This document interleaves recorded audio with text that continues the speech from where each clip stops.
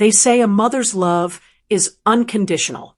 They never tell you what happens when your child turns that love into a weapon and uses it to destroy you in front of everyone you know. I'm 75 years old, and I thought I'd seen every kind of pain life could offer. I was wrong. Before I tell you how my own daughter tried to ruin me and how I made her regret every single second of it, do me a favor. Hit that subscribe button right now, because what I'm about to share will shock you to your core. And trust me, you'll want to hear how this ends. Now, let me take you back to the worst day of my life. The morning of Rebecca's wedding started like a dream. I woke up at 5 a.m, my heart racing with excitement. My only child was getting married. For 28 years, I'd raised her alone after her father walked out when she was just 2 months old. I worked 3 jobs to put her through private school. I sold my mother's house to pay for her college. I sacrificed everything, and I'd do it all again because she was my whole world. I pressed her wedding dress that morning with tears in my eyes. The ivory silk felt like clouds under my fingers. $42,000 that dress cost. I'd taken out a loan against my retirement to pay for it. She'd seen it in a bridal magazine and said it was the only dress she could ever imagine wearing. How could I say no to my baby girl? The venue was the Grand Horizon Estate, the most expensive wedding location in the state. The flowers alone cost $18,000. White roses imported from Ecuador. Rebecca had insisted on them. The catering was another $60,000. The photographer charged $15,000. The string quartet, the ice sculpture, the custom cocktails, the designer invitations. I'd paid for every single detail. My savings account had exactly $342 left in it. But seeing my daughter happy was worth more than any amount of money. Or so I thought. I arrived at the venue at noon, 4 hours before the ceremony. Rebecca was in the bridal suite with her friends.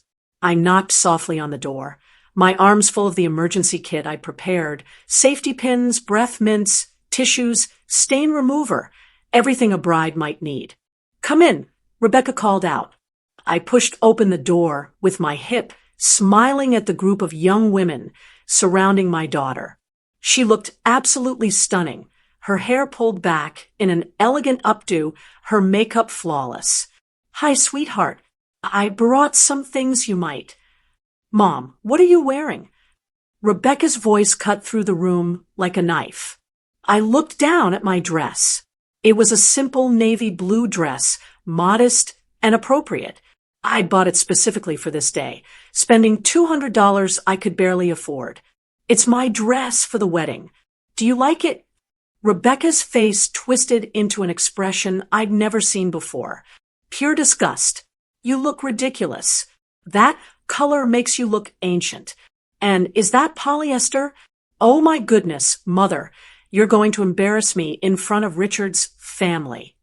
Richard was her fiancé. I'd met him exactly 4 times. He worked in finance, came from money, and always looked at me like I was something he'd stepped in. But Rebecca loved him, so I smiled through every uncomfortable interaction. "I'm sorry, honey. I thought it looked nice." "I can." "Just forget it. You're already here. Try not to draw attention to yourself, okay?" She turned back to her mirror, dismissing me. I set down the emergency kit and quietly left the room, my cheeks burning. In the hallway, I bumped into Richard's mother, Patricia. She wore a cream-colored designer suit that probably cost more than my car. "Oh, Margaret," she said, looking me up and down. "How quaint." I smiled politely and excused myself, finding a quiet corner where I could pull myself together. This was just wedding day stress. I told myself. Rebecca was nervous. She didn't mean to be cruel. The ceremony was supposed to start at 4 o'clock.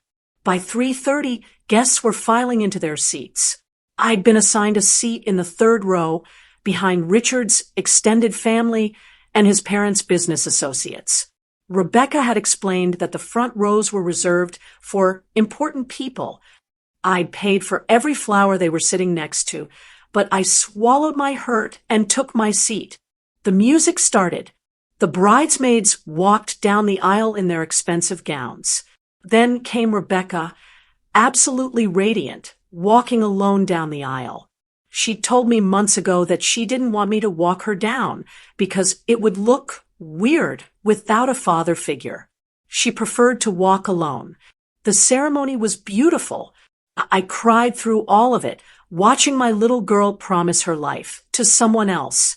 When the minister said, "You may kiss the bride," I felt a sharp pain in my chest that had nothing to do with my heart condition. The reception was even more elaborate than the ceremony. Crystal chandeliers, gold-trimmed china, champagne flowing like water. I sat at table 12, near the back, with some distant cousins of Richard's that I'd never met. Rebecca and Richard sat at the head table, surrounded by their wedding party. I watched as they had their first dance, cut the cake, and gave speeches thanking everyone who'd made the day possible. Richard thanked his parents for their unwavering support.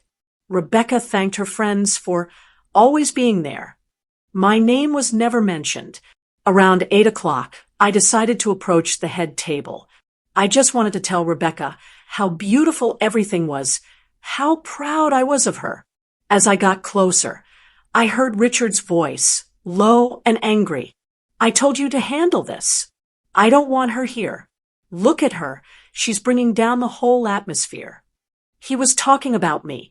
Rebecca glanced up and saw me approaching. Her eyes went cold, colder than I'd ever seen them.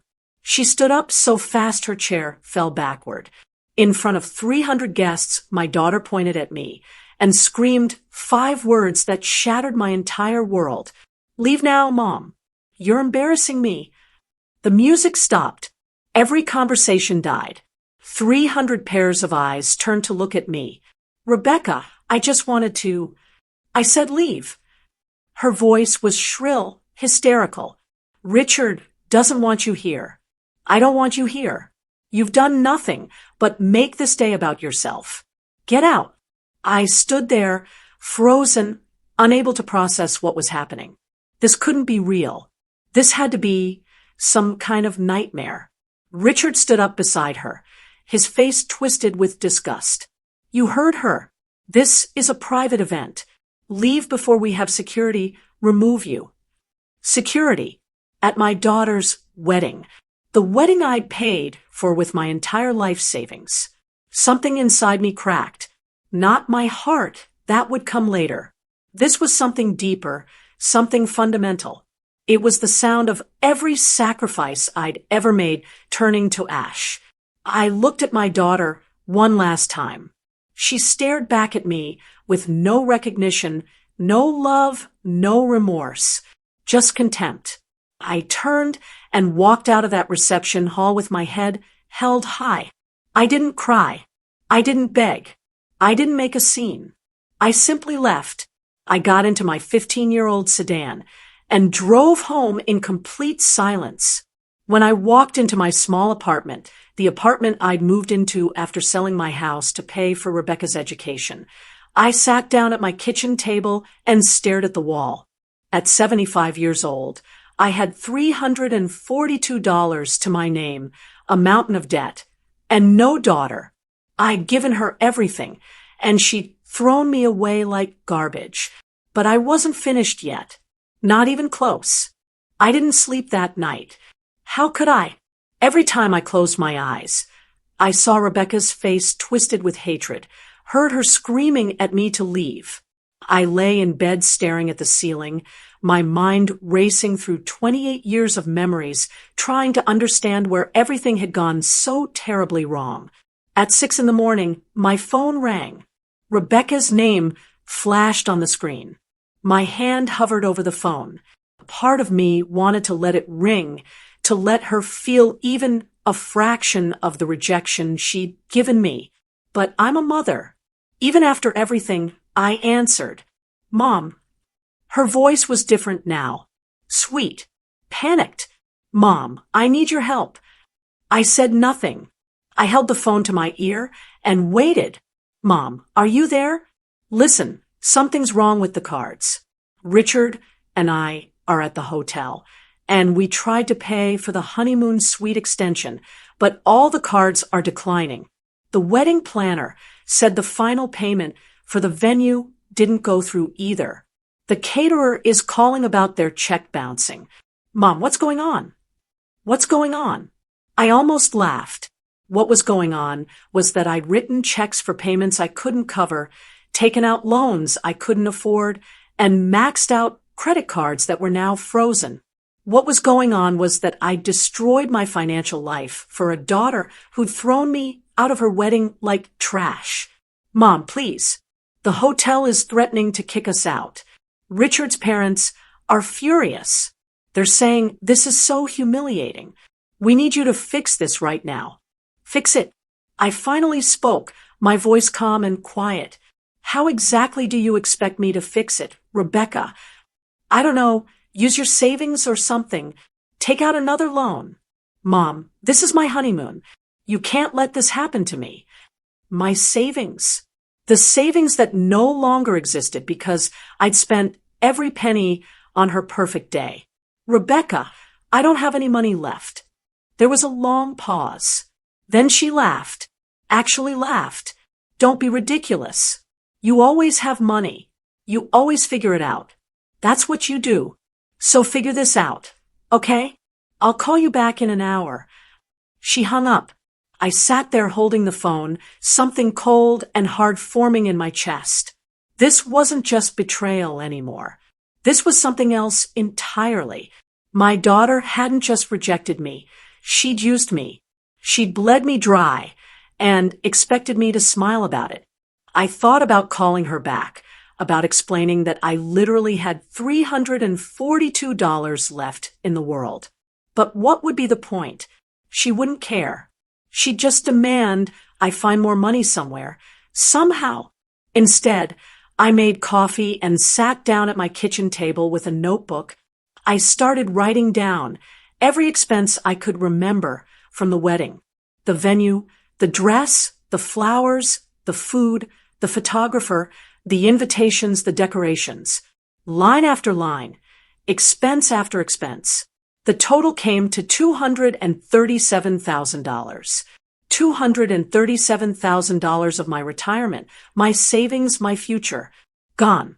And my daughter had screamed at me to leave the party I'd paid for. My phone rang again 30 minutes later. Rebecca, Mom, did you fix it yet? The hotel manager is here, and he's being really rude. Richard is furious. His parents are threatening to leave. This is a disaster. Rebecca, I told you. I don't have any more money. Then get some. Call the bank. Call someone. I don't care. You can't just give up on me like this. Give up on her? I'd given her everything. My entire life had been about giving to her.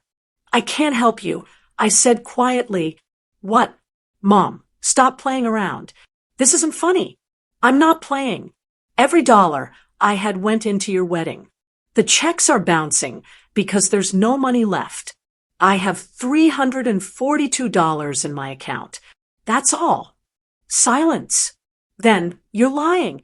You're doing this because of last night, aren't you? Because I asked you to leave? Oh my goodness, you're so petty. This is emotional blackmail. Emotional blackmail. My own daughter was accusing me of emotional blackmail for being broke after spending my life savings on her wedding. I'm not lying, Rebecca. I'm telling you the truth. There is no more money. Fine, she screamed. Fine.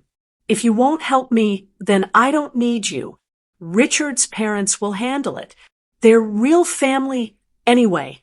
Don't ever call me again. She hung up. I set the phone down carefully on the table. My hands were shaking, but not from sadness. From rage. Pure, white-hot rage that I'd never felt before in my entire life. Don't ever call me again. After everything I'd sacrificed, everything I'd given up, everything I'd done for her, She'd thrown me away twice in less than 12 hours. I picked up my phone and opened my banking app. $342. That was my entire net worth at 75 years old. I had loans to pay back, credit cards maxed out, and no retirement left. But I also had something else. I had information. Rebecca didn't know it, but I knew everything about her life. I knew her social security number because I'd memorized it when she was born. I knew her bank account numbers because I'd helped her set them up. I knew her passwords because she'd never bothered to change them from the ones I'd created for her when she was 16.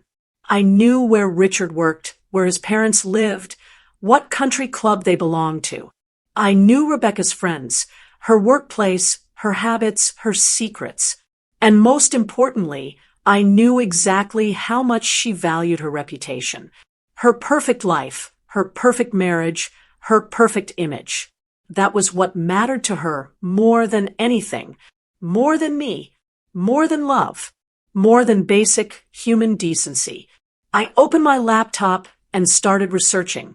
If my daughter wanted to cut me out of her life after bleeding me dry, that was fine. But she was going to learn a very important lesson first. You don't destroy the person who knows everything about you. For 3 days, I barely left my apartment. I sat at my laptop, digging through everything I could find about my daughter and her new husband. What I discovered made my blood run cold. It started with a simple Google search of Richard's name. Richard Bennett, investment banker. The first few results were professional profiles, nothing interesting. But on page 3, I found something strange. A sealed court record from 2 years ago. I couldn't access the details, but the case number and date were there. I have a friend, Janet, who worked in the courthouse for 40 years before retiring. I called her. "Margaret, how was the wedding?" Her voice was warm and happy. "It was fine." I lied. "Listen, Janet, I need a favor. Can you still access court records?" 20 minutes later, Janet called me back. Her voice had changed completely. "Margaret, who is this man your daughter married? What did you find?" The case was sealed because it involved a minor, but I called in a favor with someone who was there. Richard Bennett was accused of financial manipulation by his previous girlfriend's family. She was 19, he was 31. He convinced her to take out loans in her name for his business ventures. When the business failed, she was left with over $100,000 in debt, and he walked away clean. The case was settled out of court with a non-disclosure agreement. My stomach dropped. He did this before. The girl tried to press charges, but his family's lawyers buried her in paperwork. She eventually dropped everything and moved out of state. "Margaret, this man is dangerous." I thanked Janet and hung up. My hands were shaking again, but this time from fear. Rebecca had married a con artist, and she had no idea. Or did she? I went back to my laptop and logged into Rebecca's email account. I know it was wrong, but at that point, I was past caring about privacy. I needed to know what I was dealing with. What I found made me physically sick. There were emails between Rebecca and Richard going back 6 months. They weren't love letters. They were plans. Detailed, calculated plans about how to extract as much money as possible from me. One email from Rebecca to Richard dated 4 months before the wedding. "She'll pay for anything if I cry about it." I tested it with the dress, told her it was the only one I could ever wear, and she took out a loan the next day. She's so desperate for me to love her that she'll destroy herself financially. It's actually kind of sad, but whatever. Your parents will respect us more if we have an expensive wedding, and my mother's an easy target. An easy target. That's what I was to my own daughter. An easy target. I kept reading. Each email worse than the last. Richard had coached her on exactly what to say to manipulate me. They'd calculated how much they could get out of me before I broke. They'd planned the whole thing like a military operation. Then I found the email that changed everything. It was from Rebecca to Richard, sent 2 weeks before the wedding. We need to cut her out after the wedding. Your mother says having someone like her around will hurt your career. Poor, uneducated, working class. She's basically a liability. We'll keep her around long enough to pay for everything.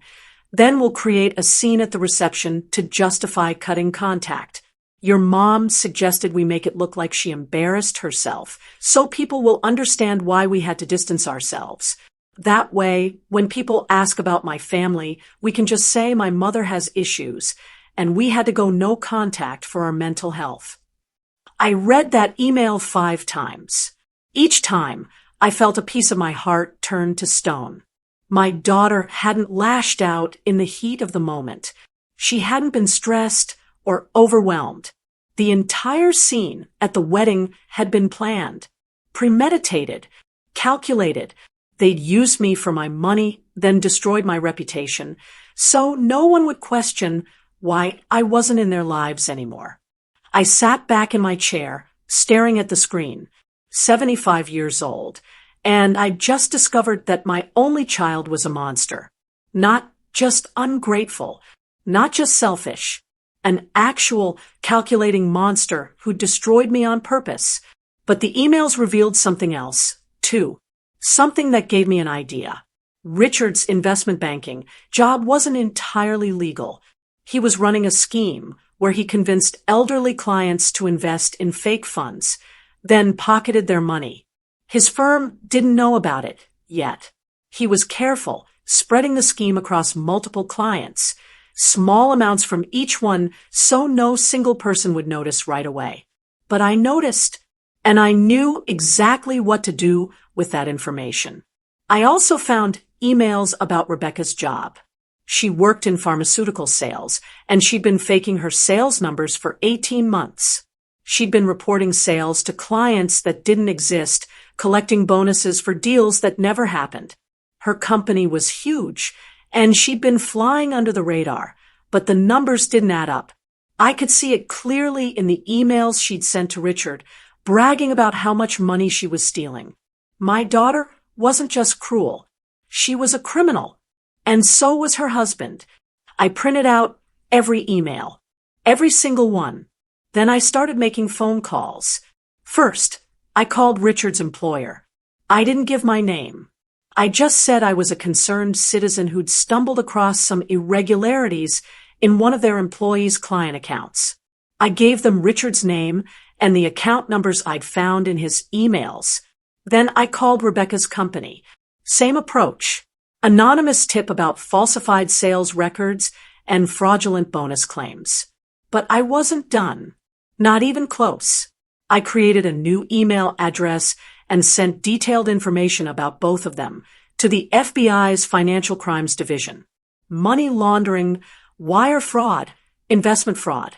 I listed everything I'd found with dates, amounts, and evidence. Then I sat back and waited. It took 2 days. On day 1, Richard was called into a meeting with his firm's compliance department. I know because Rebecca sent him a panic text. What's going on? Why are they asking about your client accounts?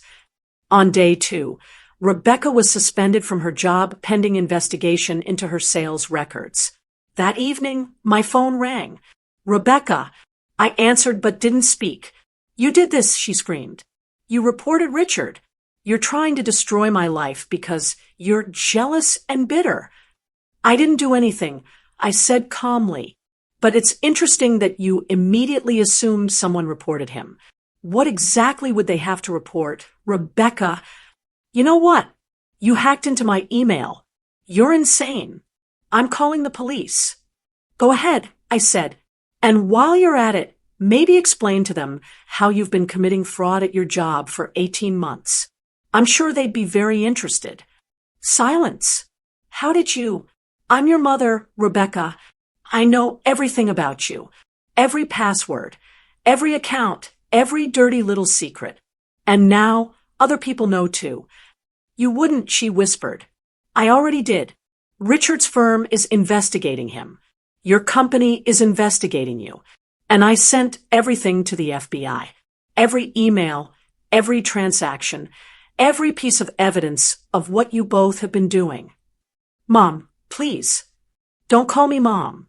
You made it very clear at your wedding that I'm not your mother anymore. I'm just an easy target. Remember? A liability? Someone with issues that you had to cut out for your mental health. You read my emails? Her voice was small now, scared. Every single one. I know you planned the whole thing. I know you used me. I know you destroyed me on purpose. And now you're going to pay for it. If you do this, I'll go to prison. Richard will go to prison. We'll lose everything. Good, I said simply. You took everything from me. Now you get to know how that feels. I hung up. My phone rang immediately. I blocked her number. Then I blocked Richard's number. Then I blocked every number associated with either of them. I was done. The next week was the most satisfying 7 days of my entire life. I watched their perfect world collapse from the comfort of my small apartment, and I felt absolutely nothing but cold satisfaction. Day 3 after my calls, Richard was fired from his investment firm.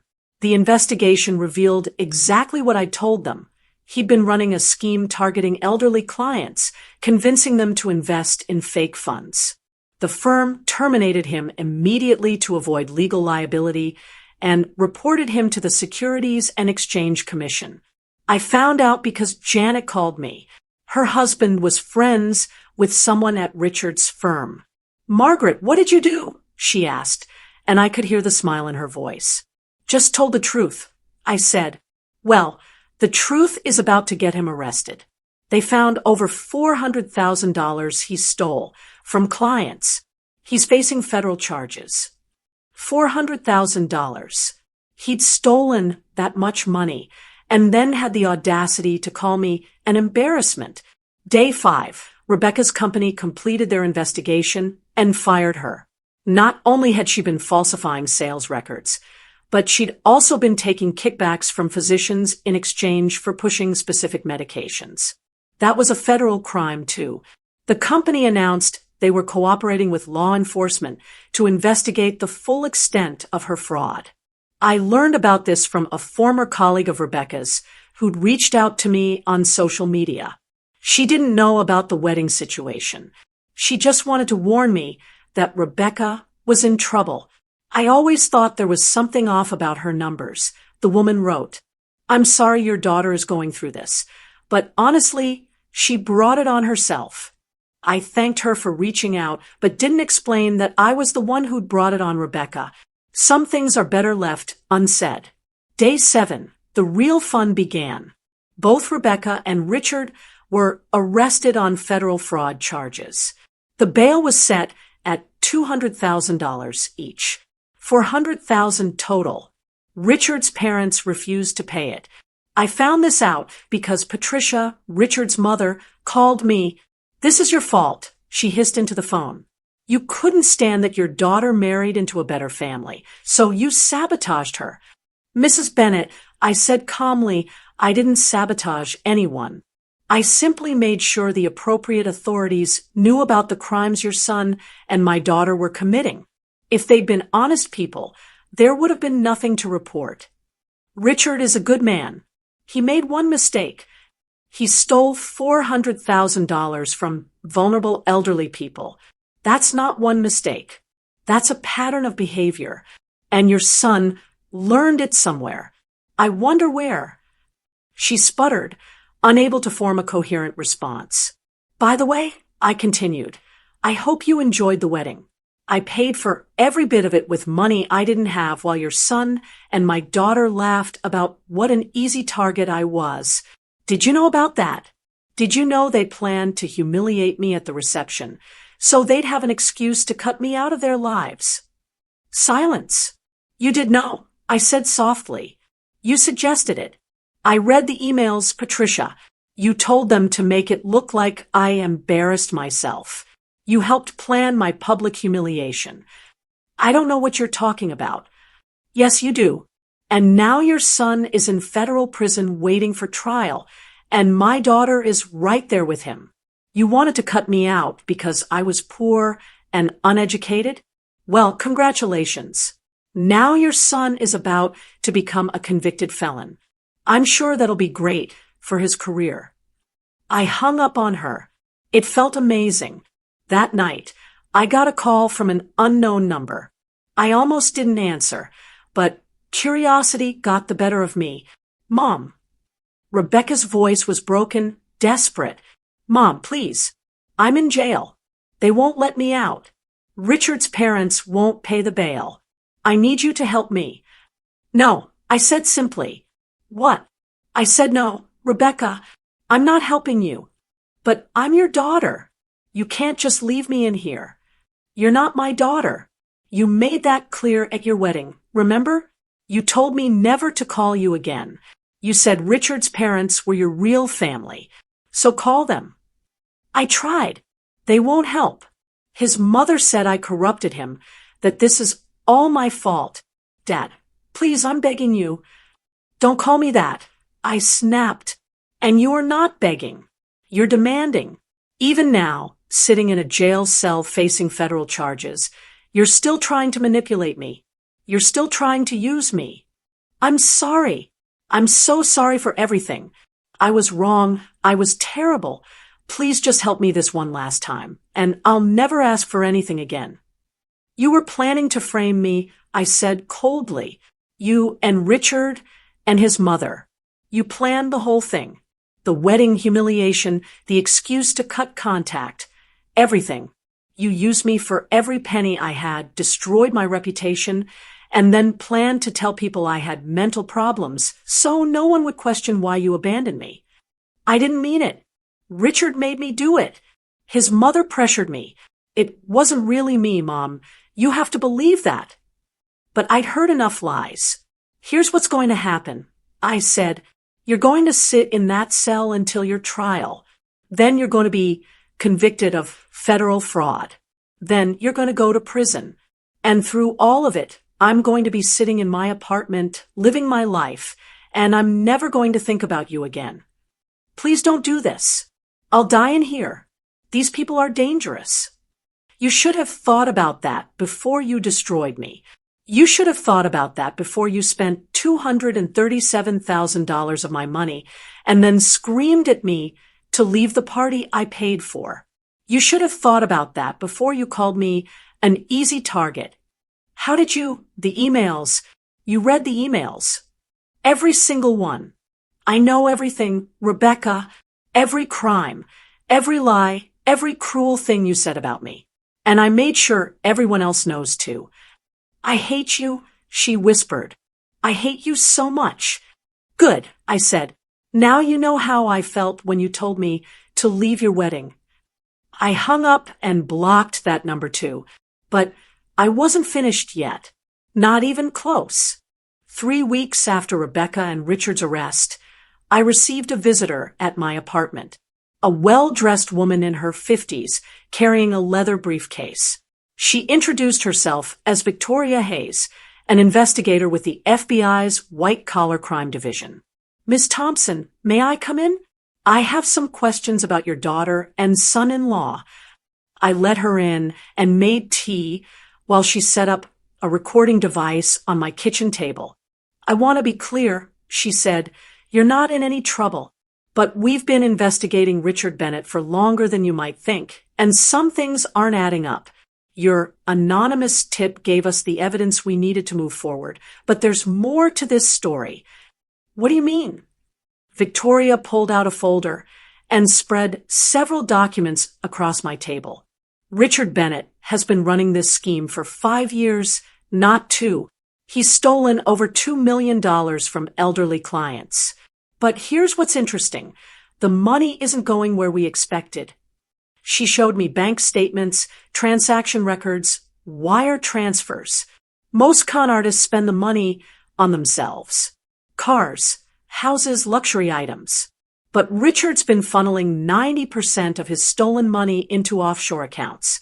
Accounts that don't belong to him. My blood ran cold. Whose accounts? His mother's. Patricia Bennett. We believe she's been the mastermind behind this entire operation. Richard was just the front man. I sat back in my chair, trying to process this. Patricia Bennett, with her designer suits and country club memberships, was a criminal, and she'd been using her own son to steal money from vulnerable people. There's more, Victoria continued. Your daughter, Rebecca, she didn't come up with her pharmaceutical fraud scheme on her own, either. We found emails between her and Patricia Bennett going back 2 years. Patricia taught her how to do it, introduced her to the physicians who were taking kickbacks, and helped her cover her tracks. Why are you telling me this? Victoria looked at me carefully, because Patricia Bennett is trying to make a deal. She's offering to testify against both Richard and Rebecca in exchange for immunity. She's claiming they acted alone, that she had no knowledge of their crimes, and that she was as shocked as anyone when she found out. That's not true, I said immediately. We know, but unless someone can prove it, she might get away with everything. Her lawyers are very good, and she's been careful. We need someone who has access to information we can't get legally. Someone who knows these people intimately. She looked at me meaningfully. You want me to help you build a case against her. I said slowly, I want you to tell me everything you know, everything you found in those emails, everything you've observed about this family. And if you happen to still have access to any accounts or information that might be relevant, well, we'd be very interested in that too. I thought about Patricia Bennett calling me quaint. I thought about her suggesting that Rebecca humiliate me at the wedding. I thought about her using her own son as a pawn in her criminal enterprise.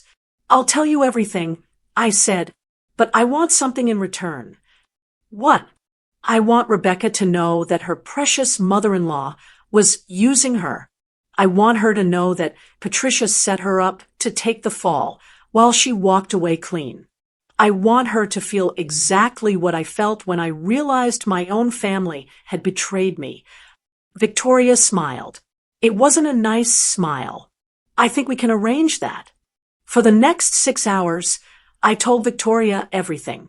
I showed her the emails I'd printed. I gave her the passwords to Rebecca's accounts. I told her about every conversation I'd overheard between Rebecca and Richard, every suspicious comment Patricia had made, every detail I could remember. Victoria recorded all of it, took notes, and asked sharp, specific questions. This is incredible, she said finally.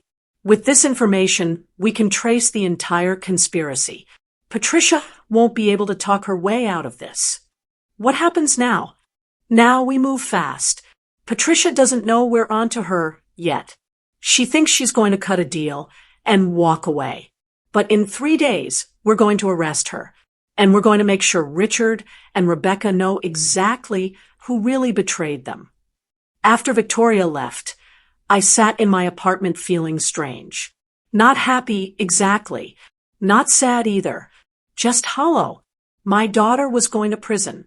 My son-in-law was going to prison. And now, their mother-in-law was going to prison too. 3 people's lives were destroyed. And I was the one who'd set it all in motion. I waited for the guilt to come. I waited to feel bad about what I'd done. But all I felt was cold satisfaction. They'd tried to destroy me. They'd used me, manipulated me, stolen from me, and publicly humiliated me. And when it was all over, they'd planned to tell everyone I was mentally unstable, so no one would believe my side of the story. Well, now everyone was going to hear my side, and their side, and the truth was going to bury all of them. My phone rang. Another unknown number. Against my better judgment, I answered. Margaret Thompson? A man's voice. Yes. This is Bradley Cooper. I'm an attorney representing Patricia Bennett. Mrs. Bennett would like to speak with you about reaching an understanding regarding recent events. An understanding. She wanted to buy my silence. Tell Mrs. Bennet that I'm not interested in any understanding. Tell her that the FBI has everything they need, and her attempt to frame her own son and daughter-in-law isn't going to work. I don't know what you're talking about. Yes, you do. And in 3 days, everyone else will know too. Goodbye, Mr. Cooper. I hung up and unplugged my phone from the wall. Then I opened my laptop and did something I'd been thinking about for weeks. I created a blog, a simple, anonymous blog, and I started writing. I wrote about being a single mother who sacrificed everything for her child. I wrote about working 3 jobs to give my daughter a better life. I wrote about selling my mother's house to pay for college. I wrote about spending my entire retirement on a wedding for a daughter who screamed at me to leave. I didn't use names. I didn't need to. The story was powerful enough on its own. Then I wrote about discovering that my daughter had planned the whole thing, that she called me an easy target, that she and her husband were criminals who'd stolen from vulnerable people while living a life of luxury. I wrote about betrayal, about what it feels like to realize your own child sees you as nothing more than a source of money. And then I wrote about revenge, about how sometimes when someone destroys you, the only appropriate response is to destroy them back. I posted it at midnight. By morning, it had 300 views. By that afternoon, 3,000. By evening, 30,000. People shared it. They commented. They told their own stories of being used by family members, of being betrayed by the people they'd sacrificed for. The post went viral, and I sat in my apartment reading comment after comment from strangers who understood exactly what I'd been through, and for the first time since the wedding, I smiled. 3 weeks after Rebecca and Richard's arrest, I received a visitor at my apartment, a well-dressed woman in her 50s carrying a leather briefcase. She introduced herself as Victoria Hayes, an investigator with the FBI's White-Collar Crime Division. Miss Thompson, may I come in? I have some questions about your daughter and son-in-law. I let her in and made tea while she set up a recording device on my kitchen table. I want to be clear, she said. You're not in any trouble, but we've been investigating Richard Bennet for longer than you might think, and some things aren't adding up. Your anonymous tip gave us the evidence we needed to move forward, but there's more to this story. What do you mean? Victoria pulled out a folder and spread several documents across my table. Richard Bennet has been running this scheme for 5 years, not 2. He's stolen over $2 million from elderly clients. But here's what's interesting. The money isn't going where we expected. She showed me bank statements, transaction records, wire transfers. Most con artists spend the money on themselves. Cars, houses, luxury items. But Richard's been funneling 90% of his stolen money into offshore accounts that don't belong to him. My blood ran cold. Whose accounts? His mother's. Patricia Bennet. We believe she's been the mastermind behind this entire operation. Richard was just the front man. I sat back in my chair, trying to process this. Patricia Bennet, with her designer suits and country club memberships, was a criminal, and she'd been using her own son to steal money from vulnerable people. There's more, Victoria continued. Your daughter, Rebecca, she didn't come up with her pharmaceutical fraud scheme on her own, either. We found emails between her and Patricia Bennet going back 2 years. Patricia taught her how to do it, introduced her to the physicians who were taking kickbacks, and helped her cover her tracks. Why are you telling me this? Victoria looked at me carefully because Patricia Bennet is trying to make a deal.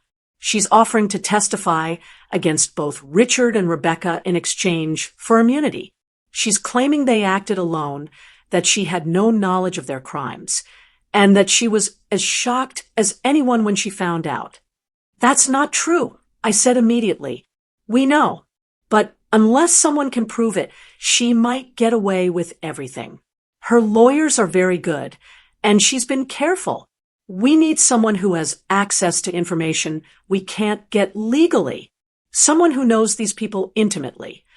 She looked at me meaningfully. You want me to help you build a case against her. I said slowly, I want you to tell me everything you know, everything you found in those emails, everything you've observed about this family. And if you happen to still have access to any accounts or information that might be relevant, well, we'd be very interested in that too. I thought about Patricia Bennett calling me quaint. I thought about her suggesting that Rebecca humiliate me at the wedding. I thought about her using her own son as a pawn in her criminal enterprise. I'll tell you everything, I said, but I want something in return. What? I want Rebecca to know that her precious mother-in-law was using her. I want her to know that Patricia set her up to take the fall while she walked away clean. I want her to feel exactly what I felt when I realized my own family had betrayed me. Victoria smiled. It wasn't a nice smile. I think we can arrange that. For the next 6 hours, I told Victoria everything. I showed her the emails I'd printed. I gave her the passwords to Rebecca's accounts.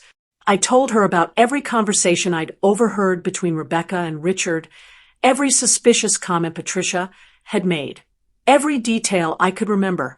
Victoria recorded all of it, took notes, and asked sharp, specific questions. This is incredible, she said finally.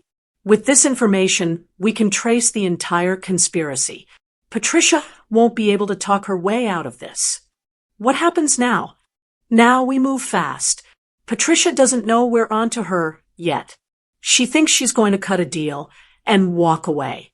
But in 3 days, we're going to arrest her. And we're going to make sure Richard and Rebecca know exactly who really betrayed them. After Victoria left, I sat in my apartment feeling strange. Not happy exactly. Not sad either. Just hollow. My daughter was going to prison. My son-in-law was going to prison. And now, their mother-in-law was going to prison too. 3 people's lives were destroyed. And I was the one who'd set it all in motion. I waited for the guilt to come. I waited to feel bad about what I'd done. But all I felt was cold satisfaction. They'd tried to destroy me. They'd used me, manipulated me, stolen from me, and publicly humiliated me. And when it was all over, they'd planned to tell everyone I was mentally unstable, so no one would believe my side of the story. Well, now everyone was going to hear my side, and their side, and the truth was going to bury all of them. My phone rang. Another unknown number. Against my better judgment, I answered. Margaret Thompson? A man's voice.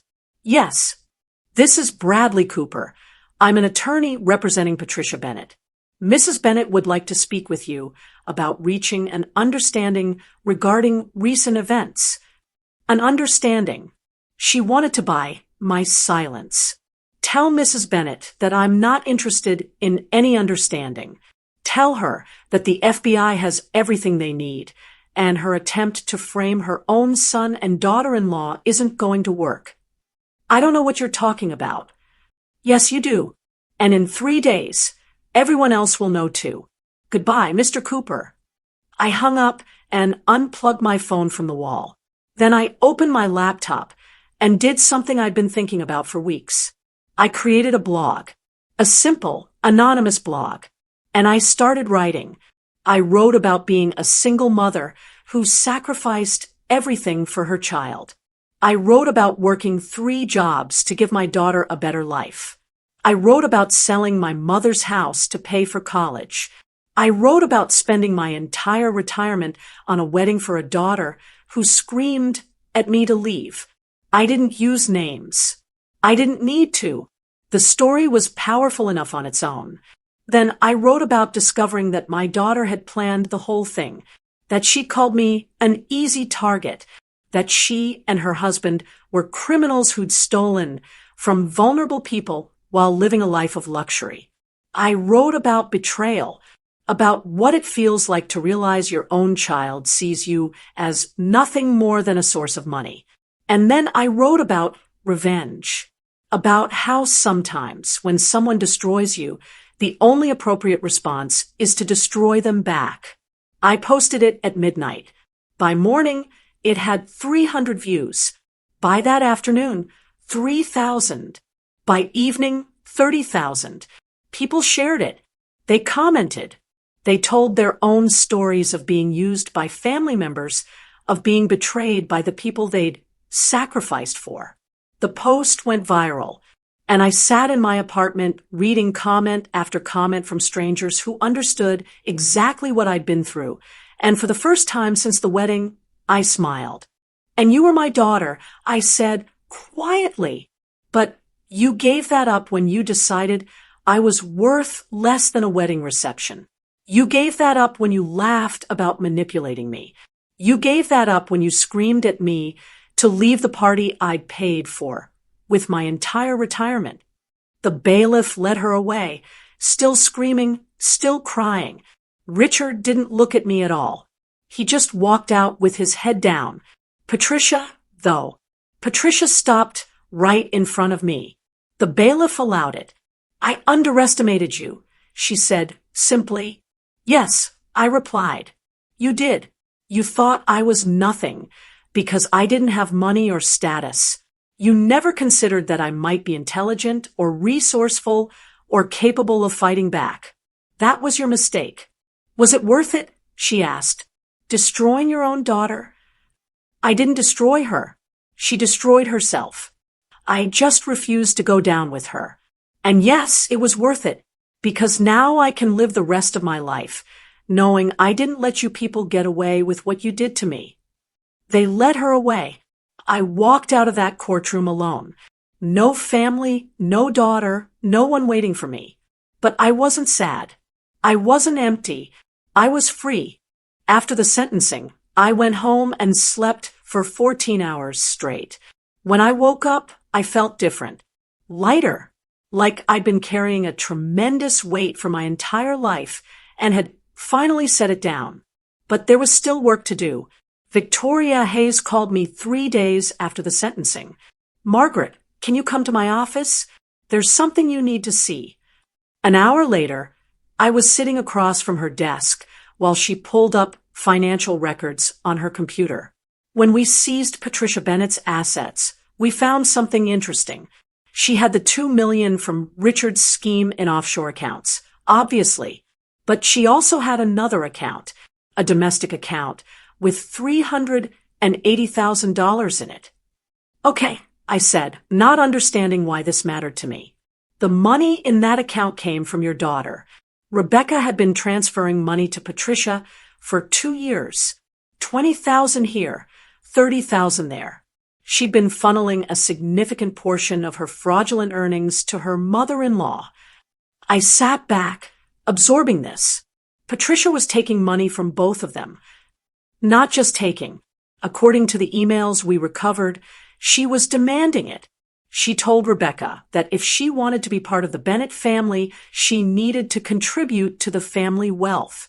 She was essentially extorting your daughter. So Rebecca was a victim too? I couldn't keep the skepticism out of my voice. "No," Victoria said firmly. "Rebecca was still committing crimes of her own volition, but she was being manipulated by Patricia the same way Richard was. Patricia is a predator, Margaret. She finds vulnerable people and uses them. Why are you telling me this?" "Because under federal asset forfeiture laws, the government seizes all assets acquired through criminal activity. The $2 million Richard stole, the money Rebecca made through fraud, Patricia's accounts, all of it gets seized." "Good," I said, "but there's a complication. Some of the money in these accounts is from legitimate sources. Richard's salary, for example, Rebecca's base pay from her job before she started the fraud. And the court has to sort through all of it to determine what's legitimate and what's not. That sounds complicated. It is. But there's another issue. The victims of Richard's investment scheme are entitled to restitution. They get paid back first from the seized assets. But after that, if there's anything left over, the court has discretion to award it to other victims of the conspiracy. She looked at me meaningfully. I'm not a victim, I said. Aren't you? You were deliberately targeted and manipulated by Rebecca and Richard. They systematically extracted money from you under false pretenses. They planned to humiliate you to cover up their exploitation. That sounds like a victim to me. But I gave them the money willingly. I wasn't defrauded. Actually, you were. Rebecca lied to you about the purpose of the wedding expenses. She told you she wanted a nice wedding because it was important to her, when in reality, she wanted an expensive wedding to impress Richard's family and advance his career. That's fraud by false pretenses. I'd never thought about it that way. The court is going to appoint a victim's advocate to review all claims for restitution. I'm going to recommend that you file a claim for the $237,000 you spent on the wedding. I won't get all of it back. I said, the investment scheme victims come first. True, but the total assets we seized come to about $4 million. After paying back Richard's victims, there will be money left over. You have as much right to it as anyone. I thought about this. Getting my money back would change my life. I could pay off my debts, rebuild my retirement, maybe even have a little security in my final years. But something about it felt wrong. What about the other victims? I asked. The elderly people Richard stole from? What about them? Are they getting full restitution? Victoria hesitated. Most of them, but not all. 3 of the victims have passed away since the scheme was uncovered. Their estates will receive payment, but the money won't help them personally. And 2 of the victims are in nursing homes with dementia. They'll never know they got their money back. So there are 5 victims who won't really benefit from the restitution. Not in any meaningful way, no. I made a decision then. One that surprised even me. I want my restitution claim to go to them. I said, whatever I would have received, I want it split among those 5 victims. Or their families. People who can actually use it. Victoria stared at me. Margaret, that's very generous, but you're entitled to that money. You were victimized too. I know, but I'm 75 years old. I don't need wealth. I need enough to live on, and I can manage that with my Social Security and some careful budgeting. Those other victims, though, their families might really need it. And honestly, taking money that came from Rebecca and Richard's crimes would feel like I'm still tied to them somehow. I want to be free of all of it. Are you sure? I'm sure. Victoria nodded slowly. I'll file the paperwork. But Margaret, can I ask you something? Of course. Why did you really do all this? The investigation, the arrests, the blog post, all of it. Was it really just about revenge? I thought about her question for a long time. No, I said finally, it wasn't about revenge. It was about refusing to be erased. Rebecca and Patricia tried to make me disappear. They wanted to take everything I had and then pretend I never existed, that I was just some embarrassing mistake they'd corrected. I couldn't let that happen. I couldn't let them win. And now they're in prison and I'm free. That's all I wanted. Freedom from them, from their manipulation, from the constant fear that I wasn't good enough or doing enough. I'm finally free. Victoria smiled. You're a remarkable woman, Margaret Thompson. No, I said, I'm just a woman who got tired of being treated like nothing. I left her office feeling lighter than I had in years. I didn't need the money. I didn't need revenge anymore. I just needed to live my life on my own terms. But the story wasn't over yet. 3 months after the sentencing, I received a letter. Prison mail, stamped and inspected by correctional staff. The return address showed it came from the federal women's prison where Rebecca was serving her sentence. I almost threw it away without reading it. What could she possibly have to say to me now? But curiosity won. I opened it. Mom, it began, and I almost stopped reading right there. She had no right to call me that anymore. I know you probably don't want to hear from me. I know I don't deserve for you to read this, but I need to tell you something, and I need you to believe that I'm telling the truth. I'm sorry. Not sorry that I got caught. Not sorry that I'm in prison. Sorry for what I did to you. Sorry for using you. Sorry for calling you an easy target. Sorry for screaming at you at my wedding. Sorry for every cruel thing I ever said or did. I know you won't believe me. Why would you? I've lied to you my entire life. But something happened in here that changed me. Last week, I met a woman in the prison yard. She's 70 years old, serving time for a crime her son committed. She took the blame for him because she thought it was what a mother was supposed to do. She sacrificed herself completely for her child. When she told me her story, I started crying because that's what you did for me my whole life. You sacrificed everything, and I repaid you by treating you like garbage. I don't expect you to forgive me. I don't expect you to ever speak to me again. But I needed you to know that I finally understand what I did. I understand what I lost. You were the only person who ever really loved me, the only person who would have done anything for me. And I threw you away because I thought Richard's family and their money were more important. I was wrong about everything. And now I have 12 years to think about how wrong I was. I heard about what you did with the restitution money. The guard told me you gave it away to the other victims' families. That's the most mom thing you could have done, and it broke my heart because it reminded me of who you really are. You're a good person. You always were. I'm the monster, not you. I hope you're happy now. I hope you're living a good life. I hope you found peace. I love you, Mom. I know I don't have the right to say that anymore, but it's true. I love you and I'm sorry. Rebecca, I read the letter 3 times. Then I folded it carefully and put it in a drawer. Did I believe her? I didn't know. Prison changes people, but it doesn't always make them better. Sometimes people just learn to say what they think others want to hear. But there was a part of me, a very small part, that wanted to believe she meant it, that wanted to believe my daughter had finally seen what she'd done and felt genuine remorse. I didn't write back. I wasn't ready for that. Maybe I never would be. But I didn't throw the letter away either. 2 weeks later, I got another visitor. This one showed up at my apartment door without warning.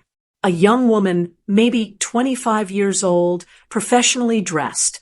Miss Thompson, my name is Amanda. I'm the daughter of Robert Mitchell. He was one of the victims of Richard Bennett's investment scheme. I invited her in and made tea while she explained why she'd come. My father passed away 6 months before the trial, she said. He never knew that the money would be recovered. He died thinking he'd lost everything. I'm so sorry, I said. His restitution payment went to his estate. To me, basically, since I'm his only child. It was $45,000. Money that would have changed his life if he'd gotten it back in time. Money that would have paid for the medical care he needed. I didn't know what to say to that.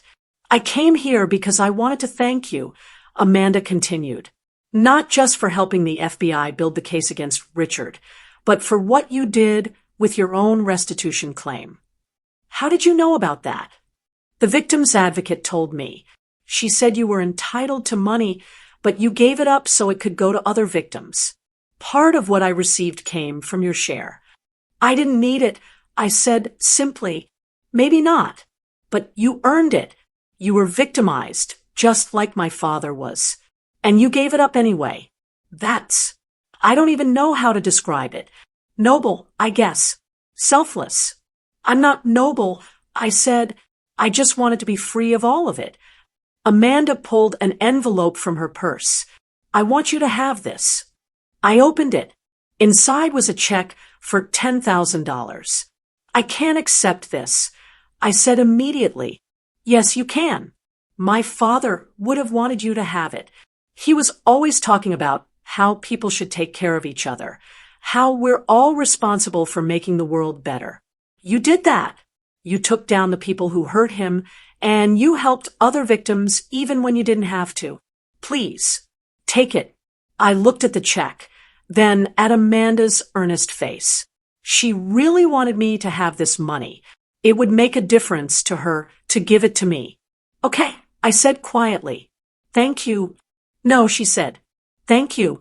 Because of you, Richard Bennett and his mother are in prison. They can't hurt anyone else. That matters more than any amount of money. After Amanda left, I sat with the check in my hand, thinking about Robert Mitchell, a man I'd never met who'd been victimized by my daughter's husband, who died before seeing justice done. And I thought about his daughter, who'd given me money she could probably use herself just because she thought it was the right thing to do. Maybe the world wasn't entirely full of people like Rebecca and Richard and Patricia. Maybe there were still good people out there, people who cared about more than just money and status. That night, I did something I hadn't done in months. I opened my laptop and added a new entry to my blog. I wrote about Amanda's visit, about her father, who'd been victimized and died before seeing justice, about her generosity in sharing her restitution payment with me. And I wrote about how sometimes the worst experiences in life lead us to meet the best people. The post went viral again. People shared stories of strangers who'd helped them in difficult times. People talked about the importance of standing up for what's right, even when it's hard. And somewhere in all those comments and shares, I realized something. Rebecca hadn't just destroyed our relationship when she screamed at me to leave her wedding. She'd freed me to become someone new, someone who didn't define herself by her role as a mother, someone who could stand on her own and fight for herself. I was 75 years old, and for the first time in my entire life, I was living for myself. It felt amazing. 6 months after the sentencing, I received a phone call from a woman named Dr. Sarah Chen. She was a sociology professor at the State University and had read my blog. Ms. Thompson, I know this might seem strange, but I'd like to interview you for a research project I'm conducting on family betrayal and financial exploitation. I agreed to meet her at a coffee shop near campus. She was younger than I expected, maybe 40, with kind eyes and a warm smile. Your story resonated with thousands of people, she said as we sat down. The comments on your blog posts reveal something important. Family financial exploitation is far more common than most people realize, but victims rarely speak up because they're ashamed. I was ashamed, I admitted. For a long time, I thought it was my fault, that I'd failed as a mother somehow. That's exactly what I'm studying, the self-blame that victims experience, even when they're clearly the ones who were wronged. Would you be willing to be interviewed for my research? Your identity would be kept confidential? Of course. I agreed. Over the next several weeks, I met with Dr. Chen multiple times. She asked detailed questions about my relationship with Rebecca, the financial manipulation, the wedding, the aftermath. It was therapeutic in a way, telling the whole story to someone who listened without judgment. Dr. Chen said during our final interview, your story could help a lot of people, not just academically, but practically. Have you ever considered speaking publicly about what happened? Like giving talks? Exactly. There are organizations that work with elder abuse victims, financial exploitation survivors, people dealing with family estrangement. Your perspective could be invaluable. I'd never thought of myself as someone who could help others. I was just a woman who'd been hurt and fought back. But the idea intrigued me. I wouldn't even know where to start. I said, "Let me make some calls." Dr. Chen offered. 2 weeks later, I gave my first talk at a community center. 20 people showed up, mostly older women who'd experienced similar situations with their adult children. I was terrified at first, standing in front of those people, but once I started talking, something shifted. I told them about Rebecca, about the manipulation, the wedding, the betrayal, but I also told them about fighting back, about refusing to be a victim, about reclaiming my life. When I finished, a woman in the front row stood up. She was crying. "My son stole my retirement," she said, $70,000. And I've been too ashamed to tell anyone because I thought it made me a bad mother. But hearing your story, thank you. Thank you for making me feel less alone. Others shared their stories too. Sons who'd forged their mother's signatures on loans. Daughters who'd stolen credit cards. Grandchildren who'd manipulated elderly grandparents into changing their wills. The common thread was shame. They all felt like they'd failed somehow, like they'd been stupid or weak. "You're not stupid," I told them. "You're not weak.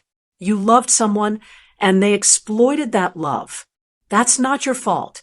It's theirs." That first talk led to others. Senior centers, community organizations, even a domestic violence shelter. Each time, I shared my story and encouraged others to share theirs. And something unexpected happened. I started healing, talking about what Rebecca had done, hearing other people's stories, helping them understand that they weren't alone. It gave me purpose. It made the pain mean something. One day, after a particularly emotional talk at a church, a woman approached me. She was in her 80s, elegantly dressed, with sharp, intelligent eyes. "My name is Helen," she said.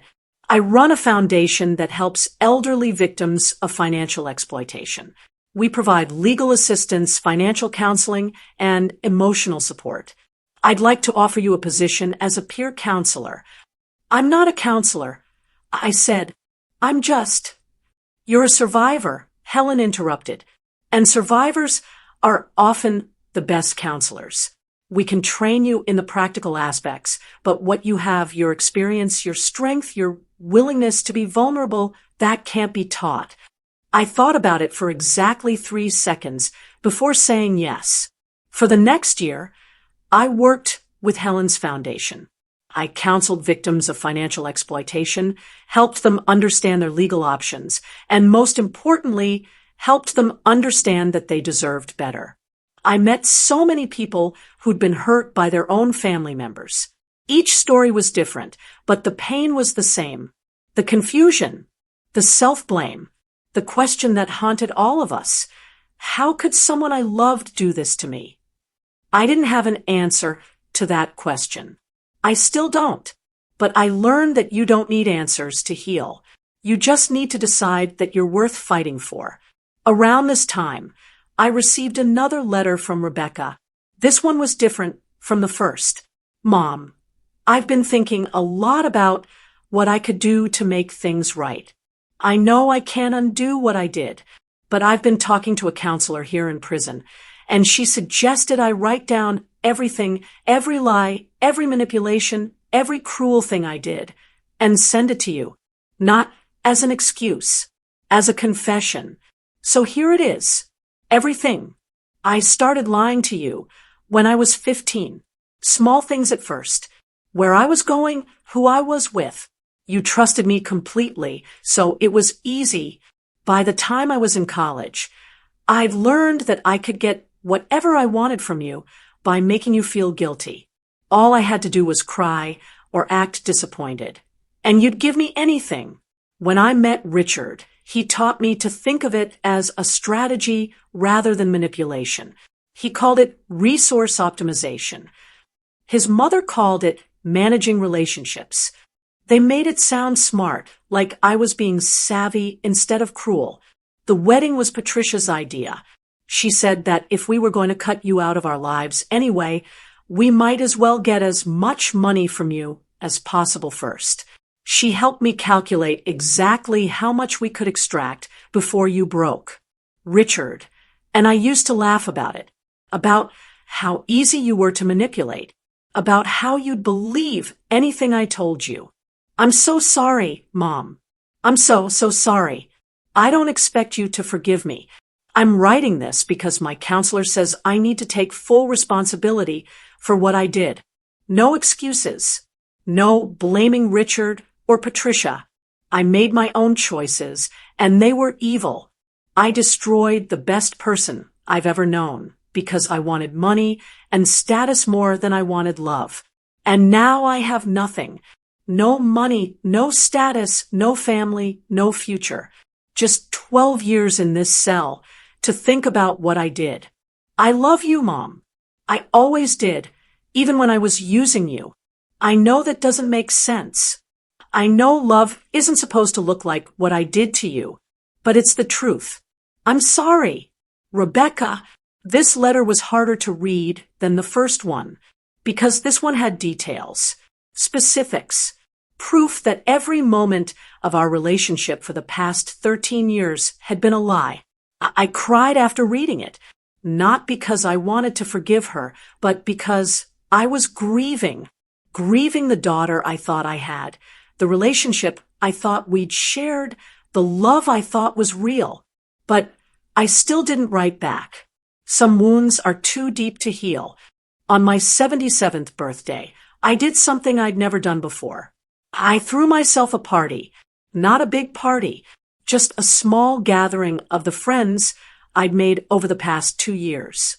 The women from the support groups, colleagues from the foundation, Dr. Chun and her family, Amanda, Robert Mitchell's daughter, who'd become a good friend. We gathered in my small apartment, which I decorated with flowers from the farmer's market and homemade food. Nothing fancy, nothing expensive, just simple, honest celebration. Helen gave a toast. 2 years ago, Margaret walked into our foundation having lost everything. Her savings, her retirement, her daughter. She could have been bitter. She could have given up. Instead, she turned her pain into purpose. She's helped over 100 victims of financial exploitation find their voices and fight back. She's changed lives, including mine. Happy birthday, Margaret! Thank you for showing us all what strength really looks like. Everyone raised their glasses, and I felt something I hadn't felt in years. Genuine happiness. After the party, I sat on my small balcony with a cup of tea, watching the sunset. My phone buzzed. An email from the prison system. Inmate Rebecca Thompson has requested to add you to her approved visitor list. Do you approve this request? My finger hovered over the delete button. It would be so easy to just erase her from my life completely, to never think about her again. But something stopped me. I thought about all the victims I'd counseled over the past 2 years. How many of them were stuck in their pain because they couldn't let go? How many of them spent years waiting for apologies that never came, for justice that never happened, for closure that remained forever out of reach? I got my justice. Rebecca was in prison. Richard was in prison. Patricia was in prison. They'd lost everything, just like they'd made me lose everything. But was that enough? Would it ever be enough? I thought about Rebecca's letters, the confessions, the apologies, the details of how she'd manipulated me. Part of me still didn't believe her remorse was real. Part of me thought it was just another manipulation, another attempt to get something from me. But another part of me, a very small part, wondered if people could actually change. If someone who'd done terrible things could genuinely become better. I didn't know the answer, but I realized that I didn't need to know. I clicked approve. Not because I forgave her, not because I was ready to have a relationship with her, but because I was finally free enough to make that choice without fear, free enough to decide that she couldn't hurt me anymore, no matter what she said or did. The next week, I drove 3 hours to the federal women's prison. I went through security, submitted to searches, and finally sat down in a visiting room at a table bolted to the floor. Rebecca was brought in wearing prison scrubs, her hair shorter than I'd ever seen it, her face bare of makeup. She looked older, harder, but also somehow more real than she'd ever looked before. We stared at each other for a long moment. "Hi, Mom," she said quietly. "Hi, Rebecca. I didn't think you'd come." "Neither did I." Silence. Then, "How are you?" "I'm good," I said, and realized it was true. "I'm actually really good." "I'm glad." She meant it. I could hear it in her voice. "I heard about the work you're doing. The foundation, the speaking. One of the guards told me she saw a video of you online talking about financial exploitation. Yeah, it's become kind of my thing. You're helping people. That's so like you. Even after everything I did, you're still out there helping people." "It helps me too," I admitted, talking about what happened, helping others who've been through similar things. It gave me purpose. "I'm sorry I took so much from you, Mom. I'm sorry for all of it." I looked at her carefully. Was she sorry? Really, truly sorry? Or was this just another performance? "Why did you do it?" I asked. "I need to understand. Was it really all about money, or was there something else?" Rebecca was quiet for a long time. When she finally spoke, her voice was thick with emotion. "I was angry at you. I know that sounds crazy because you were the best mother anyone could ask for, but I was angry anyway. Angry that Dad left. Angry that we were poor. Angry that I had to watch other kids have things I couldn't have. And I blamed you for all of it. I worked 3 jobs to give you everything I could. I said, I know, and I took it all for granted.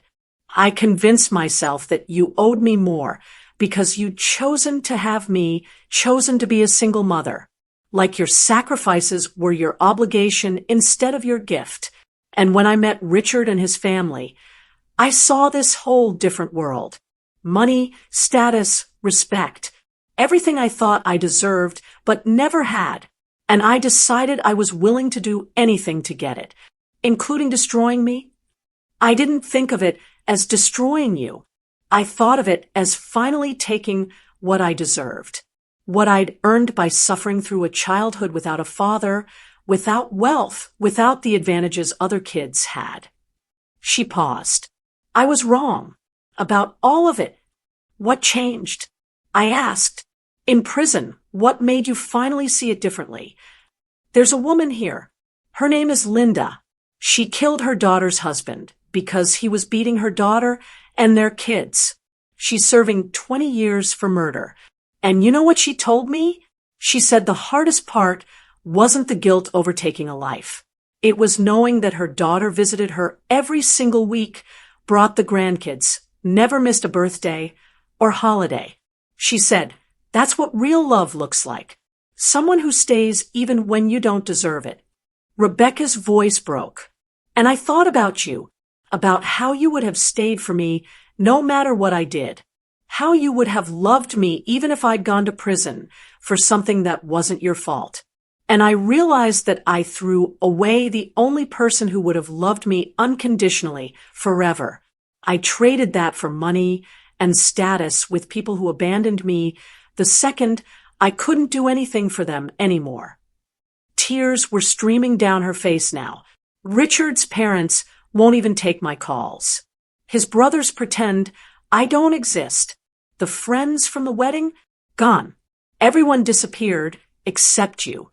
And I treated you the worst of all. I felt my own eyes fill with tears, but I blinked them back. I'm not here to rebuild our relationship, Rebecca. I'm not here to forgive you or tell you everything's okay. I'm here because I needed to look you in the eye one last time and decide what I want to do with all this pain you caused me. What do you want to do with it? I'm going to let it go, I said. Not for you. For me. Because holding on to it doesn't hurt you. You're already in prison. It only hurts me. And I'm tired of being hurt by you. So this is goodbye. I thought about that. Was it goodbye? Did I want to never see her again? I don't know, I said honestly. Maybe, maybe not. I'm going to take it one day at a time. But I'm not going to spend the rest of my life waiting for you to become the daughter I wanted. I'm going to live my life, help people who need help, and be happy. Whether you're part of that life or not is something I'll figure out later. Rebecca nodded, tears still falling. I understand. And Mom, thank you. For what? For coming. For giving me this chance to apologize face to face. For not giving up on yourself even when I tried to destroy you. For showing me what real strength looks like. I stood up to leave. Rebecca stood too. I love you, Mom, she said. I looked at her for a long moment. Did I love her? After everything she'd done? I love who you could have been. I said finally, I love the daughter I thought I had. The real you? I don't know if I can love her yet, but I'm working on not hating her. That's the best I can do right now. I walked out of that prison and got in my car.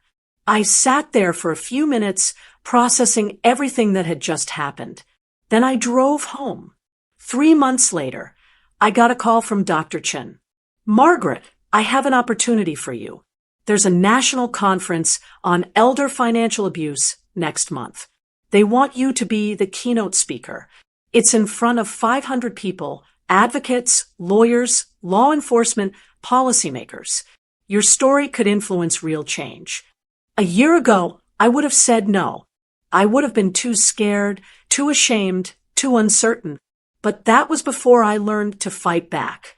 Before I learned that my story had power. I'll do it, I said. The conference was in a big hotel in the capital. I stood backstage, listening to my introduction, my heart pounding. Our keynote speaker today is Margaret Thompson, a 77-year-old survivor of family financial exploitation who turned her pain into purpose. After losing her entire life savings to her daughter's manipulative scheme, Margaret didn't just fight back, she fought for others. She's helped over 200 victims find their voices and seek justice. Please welcome Margaret Thompson. I walked onto that stage in front of 500 people. I looked out at the audience and saw advocates, lawyers, survivors, people who dedicated their lives to fighting the kind of abuse I'd experienced. And I told them my story. I told them about Rebecca, about the wedding, about discovering the emails and realizing I'd been an easy target, about reporting them to the FBI and watching their whole world collapse. But I also told them about the aftermath, about finding purpose in helping others, about learning to live for myself instead of for a daughter who'd never really loved me. When I finished, the room was silent. Then someone started clapping. Then another person. Then everyone was on their feet, applauding. I stood there, a 77-year-old woman who'd lost everything and built something new from the ashes. And I smiled. That night, back in my hotel room, I wrote in my journal. Today, I spoke in front of 500 people about the worst thing that ever happened to me. And instead of feeling shame, I felt proud. Proud that I survived. Proud that I fought back. Proud that I turned betrayal into purpose. Rebecca took my money, my dignity, and my dreams for the future. But she couldn't take who I am. She couldn't take my strength, my resilience, or my ability to choose happiness. I'm 77 years old. I have $10,000 in the bank from Amanda's gift. I have a small apartment. I have work that matters and friends who care about me. I have a life that's entirely my own.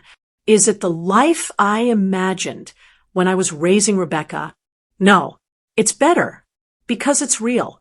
It's not built on lies or manipulation or one-sided sacrifice. It's built on strength and truth and the decision to be happy despite everything. They say living well is the best revenge. But this isn't revenge anymore.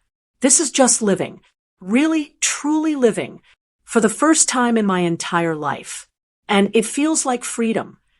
I closed my journal and looked out the hotel window at the city lights below. Somewhere out there, Rebecca was in a cell serving her sentence. Richard was in a different prison doing the same. Patricia was locked away, her empire of manipulation destroyed. And I was here, free, happy, whole. I'd lost a daughter, but I'd found myself, and in the end, that was worth more than anything she could have ever given me. The next morning, I flew home. I had a support group to run on Thursday, a speaking engagement on Saturday, and lunch with Amanda on Sunday. My calendar was full. My heart was full. My life was full. Not full of money or status or perfect family relationships. Full of purpose, friendship, and peace. I was 77 years old, and my life had just begun. And that finally was my happy ending.